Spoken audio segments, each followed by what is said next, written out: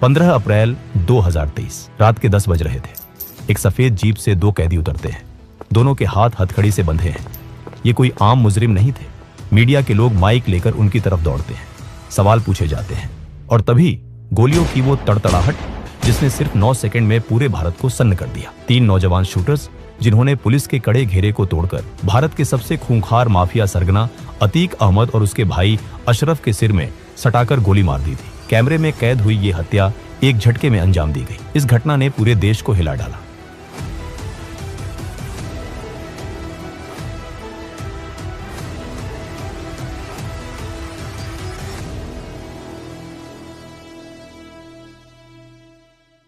साल 1979। उत्तर प्रदेश का पुराना इलाहाबाद शहर, जिसे आज हम प्रयागराज कहते हैं, और उसका एक बदनाम इलाका चकिया मोहल्ला। इसी मोहल्ले में फिरोज नाम का एक तांगे वाला रहता था। उसके बड़े बेटे का नाम था अतीक अहमद। घर में तंगी थी, गरीबी थी, लेकिन अतीक के अंदर बचपन से ही एक अलग तरह की जिद थी। उसे पढ़ाई लिखाई में कोई खास दिलचस्पी नहीं थी। 1979 आते आते 17 साल का अतीक 10वीं के एग्जाम में फेल हो गया, पर उसे इस बात का कोई दुख नहीं था। उसकी नजरें तो कहीं और थी। उसे ताकत चाहिए थी, पैसा चाहिए था, और वो भी शॉर्टकट से। अतीक ने सबसे पहले मालगाड़ियों से कोयला चुराने का धंधा शुरू किया। वो अपने कुछ दोस्तों के साथ रात के अंधेरे में कोयला चुराता और उसे ब्लैक में बेच देता। इसी चोरी चकारी के बीच अतीक के हाथों पहली बार खून हुआ। उसके खिलाफ एक हत्या का मुकदमा दर्ज हुआ।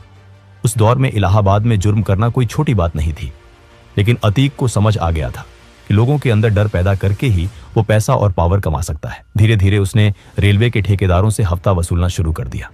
उसका तरीका एकदम सीधा, या तो पैसा दो या जान से हाथ धो बैठो। 80 का दशक आते आते पुराना इलाहाबाद एक और खूंखार नाम से कांपने लगा था। शौके इलाही उर्फ चांद बाबा। पुलिस चांद बाबा के इलाके में घुसने से पहले 10 बार सोचती थी। अगर उसका कोई गुर्गा पकड़ा जाता तो चांद बाबा पुलिस स्टेशन पर सरेआम बमबारी करके उसे छुड़ा लाता था। अतीक शुरुआत में चांद बाबा को अपना उस्ताद मानता था। उसे देखकर ही उसने जुर्म के तरीके सीखे थे। 1985 आते आते अतीक चांद बाबा का सबसे वफादार और खतरनाक शूटर बन चुका था। अपहरण, रंगदारी, कत्ल, अतीक हर काम में माहिर था। इसी बीच उत्तर प्रदेश में 1985 में वीर बहादुर सिंह की सरकार बनी।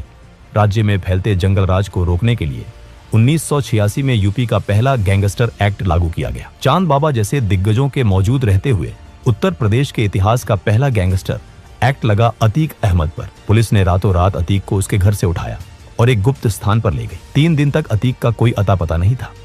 शहर में यह खबर फैल गई कि अतीक का एनकाउंटर हो गया है। लेकिन यहीं से खेल में एक नया मोड़ आया। इलाहाबाद के एक रसूखदार सांसद, जिनके पास उस दौर की सबसे महंगी गाड़ियां हुआ करती थीं, उनके दिल्ली दफ्तर से सीधा फोन लखनऊ सेक्रेटेरिएट पहुंचा। लखनऊ से कॉल कनेक्ट हुआ सीधे इलाहाबाद पुलिस चीफ के केबिन तक। वो लड़का हमारा है, उसे कुछ नहीं होना चाहिए। फोन पर एक भारी आवाज गूंजी। दोपहर होते होते अतीक अहमद इलाहाबाद की सड़कों पर सीना ताने आजाद घूम रहा था। उस दिन अतीक को एक बात समझ आ गई थी, अगर हमेशा के लिए पुलिस और कानून से बचना है तो खुद सिस्टम का हिस्सा बनना पड़ेगा। साल 1989। इलाहाबाद में चांद बाबा म्यूनिसिपैलिटी का चुनाव जीत चुका था और अब उसकी नजरें विधानसभा पर थीं। समाजवादी पार्टी के संस्थापक मुलायम सिंह यादव जानते थे कि चांद बाबा की पॉपुलैरिटी और खौफ दोनों चरम पर हैं। उन्होंने चांद बाबा को इलाहाबाद वेस्ट सीट से टिकट का ऑफर दिया। चांद बाबा ने मुलायम सिंह से कहा, नेताजी, मेरा एक चेला है अतीक, बहुत धार है उसमें, उसे टिकट दे दीजिए। मुलायम सिंह, जो राजनीति के कच्चे खिलाड़ी नहीं थे, उन्होंने मुस्कुराते हुए जवाब दिया, चांद, अगर तुमने उस लड़के को विधानसभा भेज दिया तो कल वो तुमसे बड़ा हो जाएगा, तुम्हारा कद छोटा पड़ जाएगा। ये चुनाव तुम खुद लड़ो। चांद बाबा ने फिर तय किया कि वो खुद इलाहाबाद वेस्ट से लड़ेगा। जब अतीक को यह बात पता चली कि चांद बाबा ने उसे टिकट नहीं दिया तो वो भड़क उठा। अतीक ने अपने ही गुरु के खिलाफ इंडिपेंडेंट कैंडिडेट्स नॉमिनेशन पेपर भर दिया। चुनाव हुए। वोटिंग के नतीजे आने से 4 दिन पहले ही हवा का रुख अतीक की तरफ मुड़ चुका था। चांद बाबा समझ गया कि ये तांगे वाले का लौंडा अब उसके हाथ से निकल चुका है। उसने अतीक को खत्म करने का मौत का फरमान जारी कर दिया। इलाहाबाद वेस्ट का एक ढाबा में अतीक अपने गैंग के साथ चाय पी रहा था। चांद बाबा को भनक लग गई। वो अपनी हथियारों से लैस फौज लेकर वहां पहुंचा, लेकिन अतीक को इस हमले का पहले से अंदाजा था। जैसे ही चांद बाबा वहां पहुंचा, चारों तरफ से गोलियों की बारिश हुई। अतीक की बंदूक से निकली गोलियों ने चांद बाबा के सीने को छलनी कर दिया। गुरु अपने ही चेले के हाथों सड़क पर तड़प तड़प कर मारा गया। अगले 1 हफ्ते के अंदर अतीक के गुर्गों ने गिद्धों की तरह चांद बाबा के गैंग के हर एक आदमी को चुन चुन कर मौत के घाट उतार दिया। चुनाव के नतीजे आए। अतीक अहमद पहली बार इलाहाबाद वेस्ट से विधायक बन चुका था। अब वो सिर्फ एक माफिया नहीं था, वो माननीय अतीक अहमद था। विधायक बनने के बाद अतीक का खौफ पूरे इलाहाबाद में फैल गया। जिस रेलवे यार्ड से वो कभी लोहे के टुकड़े चुराता था, अब उस पूरे रेलवे स्क्रैप का टेंडर सिर्फ अतीक के नाम पर छूटता था। दहशत इस कदर थी कि कोई दूसरा ठेकेदार अतीक के सामने टेंडर का फॉर्म भरने की हिम्मत तक नहीं जुटा पाता था। 1991 और 1993 के चुनाव उसने लगातार जीते। उसके पास अब 120 से ज्यादा शार्प शूटर्स की एक पूरी प्राइवेट आर्मी थी। अतीक जल्द ही मुलायम सिंह यादव की समाजवादी पार्टी के करीब आ गया। समाजवादी पार्टी का साथ मिलते ही अतीक का कद बहुत बड़ा हो गया। वो चौथी बार विधायक बना। विधायक की कुर्सी पर बैठकर उसने सैकड़ों लोगों की जमीनों, मकानों और दुकानों पर रातों रात कब्जा कर लिया। इसी दौरान 1995 में यूपी की राजनीति में एक ऐसा कांड हुआ जिसने पूरे देश को हिलाकर रख दिया। इसे गेस्ट हाउस कांड कहा जाता है। उस वक्त यूपी में एसपी और बीएसपी की गठबंधन सरकार थी, लेकिन बीएसपी सुप्रीमो मायावती इस गठबंधन को तोड़ना चाहती थी। 2 जून 1995 को मायावती लखनऊ के स्टेट गेस्ट हाउस में अपने विधायकों के साथ मीटिंग कर रही थी। जब एसपी के नेताओं को भनक लगी कि सरकार गिरने वाली है, तो वो बौखला गए। अतीक अहमद के नेतृत्व में एसपी के गुंडों और विधायकों की एक भारी भीड़ ने गेस्ट हाउस पर हमला कर दिया। दरवाजे तोड़े गए, गालियां दी गईं और मायावती के साथ बदसलूकी की कोशिश की गई। अगर उस दिन कुछ पुलिस अफसर बीच बचाव न करते तो बहुत अनर्थ हो सकता था। इस घटना ने साबित कर दिया कि सत्ता के नशे में अतीक और उसके जैसे बाहुबली लोकतंत्र को जूते की नोक पर रखते थे। उसी साल 1996 में सिविल लाइंस इलाके में एक मशहूर व्यापारी अशोक साहू की दिन दहाड़े हत्या कर दी गई। इस मर्डर को अंजाम दिया था अतीक के छोटे भाई खालिद अजीम उर्फ अशरफ ने।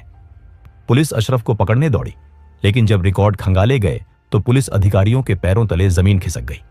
जिस वक्त अशोक साहू के सीने में गोलियां उतारी जा रही थी, सरकारी कागजों के मुताबिक अशरफ उस वक्त चंदौली जेल की सलाखों के पीछे बंद था। अतीक ने जेल के पूरे सिस्टम को खरीद लिया था। अशरफ की जगह कोई और शख्स अशरफ के नाम पर जेल में हाजिरी लगा रहा था। 2000 का दशक आते आते अतीक इलाहाबाद का बेताज बादशाह बन चुका था। लेकिन 2002 का साल आते आते उत्तर प्रदेश की गद्दी पर मायावती विराजमान हो चुकी थी। मायावती के शासन में अपराधियों पर नकेल कसना शुरू हुई। अतीक पर एक ही दिन में 113 से ज्यादा मुकदमे दर्ज किए गए। इलाहाबाद में लालजी शुक्ला जैसे तेजतर्रार पुलिस अफसर को अतीक के पीछे लगा दिया गया। 7 अगस्त 2002 इलाहाबाद हाई कोर्ट में अतीक की पेशी थी। अचानक कोर्ट परिसर में एक जोरदार बम धमाका हुआ। कई पुलिस वाले लहूलुहान होकर गिर पड़े, लेकिन इसमें अतीक को कुछ नहीं हुआ। अतीक ने मीडिया के सामने बयान दिया, ये पुलिस और मायावती सरकार मुझे मरवाना चाहती है। लालजी शुक्ला ने मुझ पर बम फेंकवाया है। लेकिन जब पुलिस ने जांच की और इकलाक नाम के एक शख्स को गिरफ्तार किया, तो जो सच सामने आया उसने सबको चौंका दिया। ये बम धमाका खुद अतीक और उसके पिता ने पुलिस पर दबाव बनाने और जनता की सिंपैथी बटोरने के लिए करवाया था। जब पत्रकारों ने इंस्पेक्टर लालजी शुक्ला से पूछा कि क्या उन्होंने बम फेंकवाया था, तो शुक्ला ने मुस्कुराते हुए जवाब दिया, अगर मैं बम फेंकवाता तो अतीक अहमद जिंदा नहीं बचता। इसके बाद 2004 के लोकसभा चुनाव में मुलायम सिंह यादव ने अतीक को फूलपुर सीट से टिकट दे दिया। जिस सीट से कभी पंडित जवाहरलाल नेहरू चुनाव जीतकर देश के प्रधानमंत्री बने थे, उसी सीट से अब एक ऐसा इंसान चुनाव लड़ रहा था जिसके ऊपर हत्या और अपहरण के दर्जनों केस थे। अतीक ये चुनाव लगभग 64,000 वोटों से जीत गया। वो अब सांसद था। सांसद बनने के बाद इलाहाबाद वेस्ट की उसकी विधायक वाली सीट खाली हो गई। अतीक ने सोचा कि वो दिल्ली में बैठकर राज करेगा और इलाहाबाद की सीट अपने छोटे भाई अशरफ को दे देगा। उसने अशरफ को उस सीट से उपचुनाव में उतार दिया, लेकिन यहीं से अतीक की बर्बादी की स्क्रिप्ट लिखी जानी शुरू हुई। अशरफ के खिलाफ बीएसपी ने एक युवा नेता को टिकट दिया जिसका नाम था राजू पाल। राजू पाल खुद कोई दूध का धुला नहीं था, वो एक हिस्ट्री शीटर था। कभी राजू अतीक के ही गैंग के लिए काम करता था, लेकिन उसमें एक बात थी, वो अतीक से डरता नहीं था। जब उपचुनाव के नतीजे आए तो अतीक के पैरों तले से जमीन खिसक गई। उसका भाई अशरफ बीएसपी के राजू पाल से चुनाव हार गया। ये अतीक के लिए सिर्फ एक हार नहीं थी, ये उसके गुरूर पर एक तमाचा था। जिस इलाहाबाद में लोग उसके नाम से थरथर कांपते थे, वहां कोई उसके भाई को कैसे हरा सकता है। अतीक को लगा कि अगर उसने राजू पाल को नहीं हटाया तो शहर से उसका खौफ खत्म हो जाएगा। 25 जनवरी 2005 राजू पाल अपनी गाड़ी से जा रहे थे, तभी अतीक के शूटरों ने भरे बाजार उनकी गाड़ी को घेर लिया और AK-47 से गोलियों की बारिश कर दी। राजू पाल के शरीर में 19 गोलियां उतारी गईं। उसके समर्थक उसे लहूलुहान हालत में ऑटो में डालकर अस्पताल की तरफ भागे। 5 किलोमीटर के उस रास्ते में 4 पुलिस स्टेशन पड़ते थे। लेकिन अतीक के शूटर उस चलती हुई गाड़ी पर लगातार फायरिंग करते रहे। किसी खाकी वर्दी की हिम्मत नहीं हुई कि वो बीच में आकर इसे रोके। इस पूरे रोंगटे खड़े कर देने वाले हत्याकांड का एक चश्मदीद गवाह था राजू पाल का चचेरा भाई उमेश पाल। राजू पाल की मौत के बाद उस सीट पर दोबारा उपचुनाव हुए। मायावती ने राजू पाल की 9 दिन की विधवा पूजा पाल को अतीक के खिलाफ मैदान में उतारा। पूजा पाल अपने हाथों की मेहंदी दिखाकर स्टेज पर रोती थी, लेकिन जिस अशरफ को 2 महीने पहले जनता ने नकार दिया था, उसी अशरफ को जनता ने डर के मारे भारी मतों से जिता दिया। लेकिन फिर 2007 में यूपी के चुनाव हुए और मायावती पूर्ण बहुमत के साथ मुख्यमंत्री बनी। मायावती भूली नहीं थी कि 1995 के गेस्ट हाउस कांड में अतीक ने क्या किया था। सत्ता में आते ही उन्होंने सबसे पहले अतीक अहमद पर नकेल कसनी शुरू की। अतीक के गैंग का पूरा रिकॉर्ड तैयार किया गया। करोड़ों की संपत्ति जब्त कर ली गई। अतीक के सिर पर इनाम घोषित हो गया। सरकार बदलते ही समाजवादी पार्टी ने भी अतीक से पल्ला झाड़ लिया। जो अतीक कभी पुलिस को अपनी जेब में रखता था, वो अब एक चूहे की तरह अपनी जान बचाने के लिए दर दर भाग रहा था। दिल्ली पुलिस ने उसे पीतमपुरा के एक फ्लैट से गिरफ्तार कर लिया। अतीक जेल की सलाखों के पीछे था, लेकिन 2008 में जब भारत अमेरिका न्यूक्लियर डील पर संसद में वोटिंग होनी थी, तो सरकार बचाने के लिए एक सांसद की जरूरत थी। मुलायम सिंह यादव ने अतीक को जेल से बाहर निकलवाया ताकि वो संसद में वोट कर सके। अतीक अहमद को पुलिस कस्टडी में संसद लाया गया ताकि वो वोट डाल सके, लेकिन अतीक ने यहां गद्दारी की। उसने पार्टी के खिलाफ जाकर वोट किया, जिसके बाद मुलायम सिंह ने उसे हमेशा के लिए पार्टी से निकाल फेंका। राजनीति से मिलने वाला सहारा खत्म हो गया। साल 2017 उत्तर प्रदेश की सियासत में एक बहुत बड़ा बदलाव आया। बीजेपी की सरकार बनी और योगी आदित्यनाथ मुख्यमंत्री बने। नई सरकार का रवैया एकदम साफ था, माफियाओं के खिलाफ जीरो टॉलरेंस। मुख्यमंत्री योगी आदित्यनाथ ने विधानसभा के पटल पर खड़े होकर वो ऐतिहासिक दहाड़ लगाई थी, जिसकी गूंज से उत्तर प्रदेश का हर माफिया कांप उठा था। अतीक अहमद के खिलाफ पीड़ित परिवारों ने मुकदमा दर्ज कराया। उसके परिवार के खिलाफ वो समाजवादी पार्टी के द्वारा पोषित माफिया है और उसकी कमर पर तोड़ने का काम हमारी सरकार ने किया है। इस माफिया को मिट्टी में मिला देंगे। और इसके बाद शुरू हुआ ऑपरेशन क्लीन। अतीक की 70 करोड़ से ज्यादा की अवैध संपत्तियों पर सरकार के बुलडोजर गरजने लगे। उसके गैंग के गुर्गों को चुन चुन कर सलाखों के पीछे धकेला जाने लगा। लेकिन अतीक का अहंकार कम नहीं हुआ। 2018 आते आते अतीक देवरिया जेल में बंद था, लेकिन जेल उसके लिए कैदखाना नहीं, बल्कि उसका नया हेडक्वार्टर था। लखनऊ के एक बड़े व्यापारी मोहित जायसवाल को अतीक के गुंडों ने सरेआम अगवा किया और सीधे देवरिया जेल के अंदर लेकर आए। जेल के अंदर अतीक और उसके गुंडों ने मोहित जायसवाल को बेरहमी से पीटा और हथियारों के जोर पर उसकी करोड़ों की प्रॉपर्टी अपने नाम लिखवा ली। जेल के अधिकारी तक उसकी जेब में थे। जेल के अंदर हुई इस गुंडई का सच जब बाहर आया तो पूरे देश में हाहाकार मच गया। सुप्रीम कोर्ट ने खुद इस मामले में दखल दिया और आदेश दिया कि उसे उत्तर प्रदेश की किसी भी जेल में रखना सुरक्षित नहीं है। 23 अप्रैल 2019 को कड़े पहरे के बीच अतीक अहमद को गुजरात की साबरमती जेल में शिफ्ट कर दिया गया। लेकिन अतीक का अहंकार अभी भी जिंदा था। उसे लगा कि साबरमती जेल में बैठकर भी वो उत्तर प्रदेश को अपनी उंगलियों पर नचा सकता है। फरवरी 2023 राजूपाल हत्याकांड का मुख्य गवाह उमेश पाल, जो पिछले 18 सालों से अतीक के खिलाफ डटकर खड़ा था, अतीक की आंखों में चुभ रहा था। उसने साबरमती जेल से एक साजिश रची। 24 फरवरी 2023 की दोपहर प्रयागराज। जैसे ही उमेश पाल अपनी गाड़ी से उतरा, अतीक का बेटा असद और उसका शूटर गुलाम हथियारों के साथ उस पर टूट पड़े। दिन दहाड़े बम और गोलियों की बौछार कर दी गई। उमेश पाल और उसकी सुरक्षा में लगे 2 पुलिसकर्मियों को मौत के घाट उतार दिया गया। इस पूरे हमले का वीडियो सीसीटीवी में कैद हो गया, जिसने पूरे देश को झकझोर दिया। अतीक ने सोचा था कि वो 2005 की तरह फिर से खौफ पैदा कर देगा और कोई गवाह नहीं बचेगा, लेकिन वो भूल गया था कि अब 2005 नहीं, 2023 चल रहा है और यूपी में सरकार बदल चुकी है। इस घटना के बाद पुलिस और एसटीएफ ने वो तांडव किया जिसकी उम्मीद अतीक ने सपने में भी नहीं की होगी।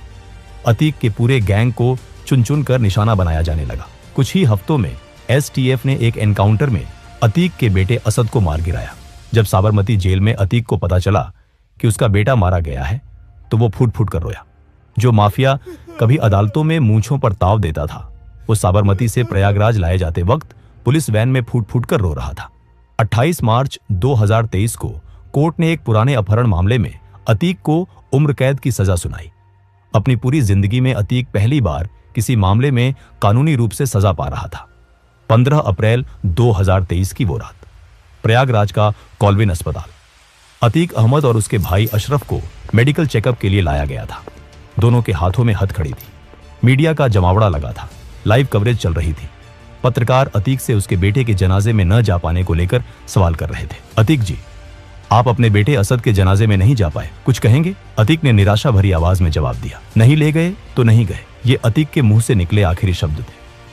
उसी पत्रकारों की भीड़ में प्रेस का फर्जी आईडी कार्ड गले में डाले, हाथ में माइक लिए 3 नौजवान लड़के आगे बढ़े और लगातार अतीक और अशरफ के ऊपर फायरिंग की।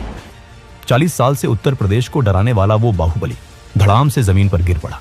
अगले 10 सेकंड के अंदर उन 3 लड़कों ने 18 राउंड फायरिंग की। 9 गोलियां अतीक को लगी और 4 अशरफ को। लाइव टीवी पर पुलिस की मौजूदगी में देश के सबसे खूंखार बाहुबलियों में से एक का अंत हो चुका था। गोली चलाने वाले उन तीनों हथियारों ने भागने की कोशिश नहीं की। उन्होंने तुरंत हथियार डाल दिए और पुलिस के सामने सरेंडर कर दिया। जब उनसे पूछताछ हुई तो उनका कहना था कि वो अतीक के गैंग का सफाया करके क्राइम की दुनिया में अपना नाम बनाना चाहते थे। आज वो तीनों जेल की सलाखों के पीछे हैं और मामले की जांच चल रही है। लेकिन क्या यह सच था? क्या ये तीनों सिर्फ मोहरे थे? पूछताछ में अतीक ने कई पॉलिटिशियंस, बड़े बिल्डर्स और भ्रष्ट अधिकारियों के राज्य खोलने की धमकी दी थी। क्या उनमें से किसी ने अपने राज्य दफन करने के लिए अतीक को हमेशा के लिए खामोश कर दिया? यह सवाल आज भी हवा में तैर रहा है। जांच एजेंसियों की चार्जशीट में जांच के दौरान यह चौंकाने वाला खुलासा हुआ कि अतीक अहमद के तार सीमा पार पाकिस्तान की कुख्यात खुफिया एजेंसी ISI और आतंकी संगठन लश्कर-ए-तैयबा से जुड़े हुए थे। पंजाब के रास्ते ड्रोन से जो हथियार गिराए जाते थे वो अतीक के गैंग तक पहुंचते थे। जिन हथियारों की कंसाइनमेंट सरहद पार से आती थी उसका सीधा इस्तेमाल हमारे ही देश की धरती पर बेगुनाहों का खून बहाने के लिए किया जाता था। दोस्तों, ये थी अतीक अहमद की कहानी। अगर आपको हमारा ये वीडियो पसंद आया हो तो इसे एक लाइक जरूर करें और कमेंट करिए, जरूर बताइएगा कि अगला वीडियो आपको किस टॉपिक पर चाहिए। तब तक के लिए जय हिंद, जय भारत।